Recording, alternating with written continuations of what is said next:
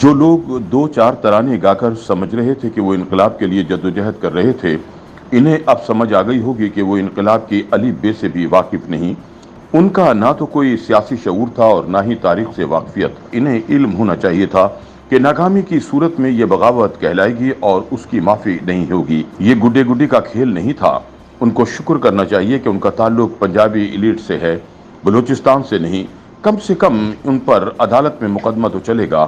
ان خیالات کا اظہار سینئر کالم نگار یاسر پیرزادہ نے اپنے ایک کالم میں کیا۔ وہ لکھتے ہیں کہ انقلاب دو طرح کا ہوتا ہے، ایک وہ جو کامیاب ہو جائے اور دوسرا وہ جو ناکام ہو جائے۔ ناکام ہونے والا انقلاب دراصل انقلاب نہیں ہوتا بلکہ وہ بغاوت کہلاتا ہے۔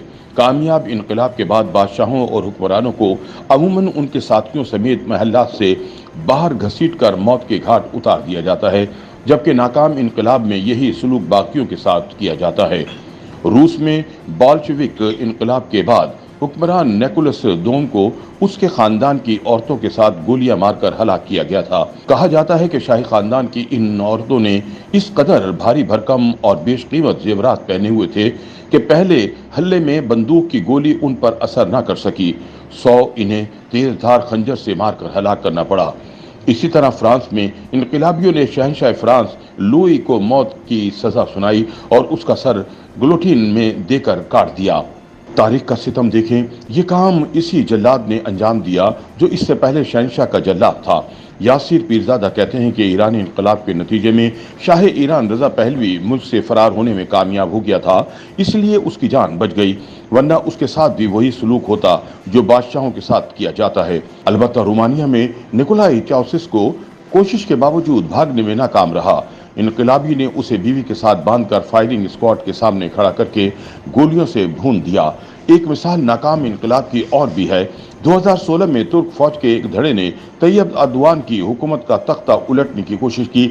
یہ کوشش تقریباً کامیاب ہونے والی تھی کہ اردوان نے اپنے موبائل فون سے عوام کو پیغام دیا کہ وہ اس کوشش کو ناکام بنا دیں۔ اردوان کی قسمت اچھی تھی کہ ترک عوام سڑکوں پر نکل آئے اور انہوں نے باغی فوجیوں کو ہتھیار ڈالنے پر مجبور کر دیا۔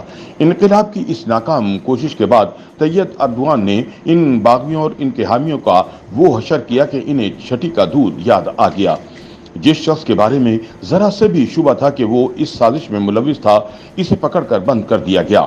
یاسر پیرزادہ لکھتے ہیں کہ اب ایک منٹ کے لیے فرض کریں کہ بالشوک انقلاب اور انقلاب فرانس، ایران اور رومانیہ ناکام ہو جاتے تو پھر کیا ہوتا؟ اس صورت میں نیکولس دوم، شہنشاہ لوئی، رضا شاہ پہلوی اور چاؤسسکو نے انقلابیوں کے ساتھ وہی سلوک کرنا تھا جو ریاست کے باغیوں کے ساتھ کیا جاتا ہے، کیونکہ ناکام انقلاب کے بعد یہ لوگ باغی قرار پاتے اور بغاوت کی سزا موت ہے۔ اسی طرح اگر طیب اردوان کے خلاف فوجی بغاوت کامیاب ہو جاتی تو وہ انقلاب کہلاتی اور پھر اردوان کے ساتھ وہی سلوک ہوتا جو اردوان نے باغیوں کے ساتھ کیا تھا۔ ان مثالوں سے فقط یہ بتانا مقصود ہے کہ انقلاب اور بغاوت میں باریک سی لکیر ہوتی ہے۔ کامیاب بغاوت انقلاب کہلاتی ہے اور ناکام انقلاب بغاوت کے زمرے میں آتا ہے۔ اپنے ہاں جن لوگوں کو انقلاب کا خمار چڑھا تھا، وہ یہی سوچ کر گھروں سے نکلے تھے کہ جب وہ مارچ کریں گے تو پورا ملک ان کے ساتھ امنڈ آئے گا۔ یہ وہ لمحہ تھا جب کاروبار زندگی معطل ہو جاتا، سرکار کا سکہ چلنا بند ہو جاتا، زمین ساکن ہو جاتی اور عورتیں بچے جننا بند کر دیتی۔ اس موقع پر انقلابیوں کا دیوتا اپنی پوری آن بان کے ساتھ ظاہر ہوتا، کوئی اس کے قہر کا سامنا نہ کر سکتا، وہ جو کہتا وہی ہوتا۔ مملکت اس کی محتاج ہوتی، ریاست اس کے تابع ہوتی، دیوتا کے مخالفین خس و خاشاک کی طرح بہہ جاتے، جبکہ انقلابی ملک کی گلیوں میں ترانے بجاتے جھومتے پھرتے۔ یاسر پیرزادہ کہتے ہیں کہ ذرا سوچیں کہ اگر سچ مچ ایسا انقلاب آ جاتا تو کیا ہوتا؟ اس صورت میں یہاں گلی کوچوں میں عدالتیں لگی ہوتی جن میں انقلاب کے مخالفین کو استحصالی قرار دے کر پھانسیوں پر لٹکایا جا رہا ہوتا۔ ممکن ہے کچھ لوگ کہیں گے کہ یہ بات مبالغہ آمیز ہے، چلیں مبالغہ ہی صحیح، لیکن اگر حقیقت پسندی سے بھی کام لیں تو یہ بات اطمینان سے کہی جا سکتی ہے کہ جو زیادتیاں اس وقت ہو رہی ہیں، انقلاب کی کامیابی کی صورت میں یہ زیادتیاں کم از کم 10 گنا زیادہ ہونی تھیں۔ اصل بات یہ ہے کہ انقلاب کو ہم نے بچوں کا کھیل سمجھ لیا ہے۔ جو لوگ دو چار ترانے گا کر سمجھ رہے تھے کہ وہ انقلاب کے لیے جدوجہد کر رہے تھے، انہیں اب سمجھ آ گئی ہوگی کہ وہ انقلاب کی الف بے سے بھی واقف نہیں۔ उनका ना तो कोई सियासी शऊर था और ना ही तारीख से वाकफियत। वो फ़कत शख्सी अकीदत के तहत नारे लगा रहे थे और इस गुमान में थे कि अपने तई वो तारीख का रुख बदल रहे हैं।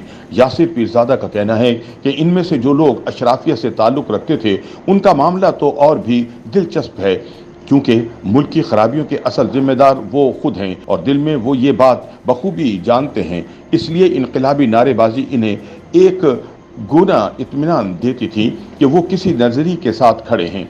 ये नज़रिया किस कदर खोखला था उन्होंने ये जानने की कोशिश ही नहीं की, बल्कि अगर कोई इन्हें आईना दिखाने की कोशिश करता तो वो बुरा मान जाते, क्योंकि इन्हें आईने में अपना मकरू चेहरा नजर आता जो वो नहीं देखना चाहते थे। अब ये लोग दुहाई दे रहे हैं कि उनके साथ नरमी बरती जाए, क्योंकि वो पढ़े लिखे हैं, अंगूठा छाप नहीं, वो पिज़्ज़ा खाते हैं कतलम्मा नहीं, वो जीन्स पहनते हैं धोती नहीं, वो फैशन डिज़ाइनिंग का काम करते हैं खेती बाड़ी नहीं, वो अंग्रेज़ी बोलते हैं पंजाबी नहीं, उन्होंने फ्रेंच कट रखी है सुच्ची दाढ़ी नहीं।